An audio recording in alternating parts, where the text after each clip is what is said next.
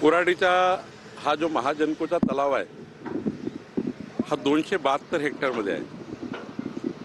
मागच्या 20 वर्षापासून इथे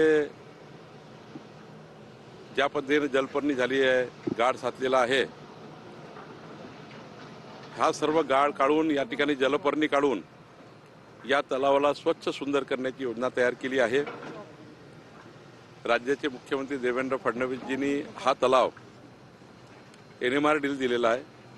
आता NMRD या तलावाचं मेंटेनन्स करणार आहे, पण महाजनको पाणी वापरणार आहे. या तलावातून येणारं पाणी वीज तयार करण्याकरता जातं आणि वीज तयार करून उरलेलं पाणी या ठिकाणी वापस येतं.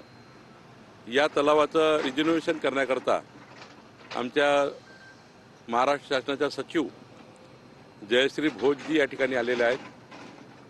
मेंबर सेक्रेटरी आलेले आहेत. आज त्याचा एक या जलपर्णी पुन्हा येऊ नये आणि याचा व्यवस्थित पर्यटन केंद्रामध्ये याला तलावाला शिफ्ट करता येईल, साफ स्वच्छ करून.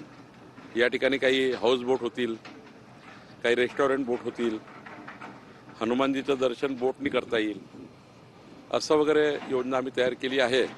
पण आधी महत्त्वाचं काय तर हा तलावाचं शुद्धीकरण करणे, या तलावाला खोलीकरण करणे, या तलावाला निरीच्या माध्यमातून काही एक्सपर्टी घेऊन त्या ठिकाणी चांगला करणे ही योजना आहे. साधारण हनुमान मूर्तीचं उद्घाटन लवकरच होणार आहे, त्याचं लोकार्पण होणार आहे. तिथे जनतेच्या दर्शनाकरता आम्ही हनुमानजीची मूर्ती या ठिकाणी साधारण बेस पकडून 191 फूट आहे, अशी ती 163 फूट आहे.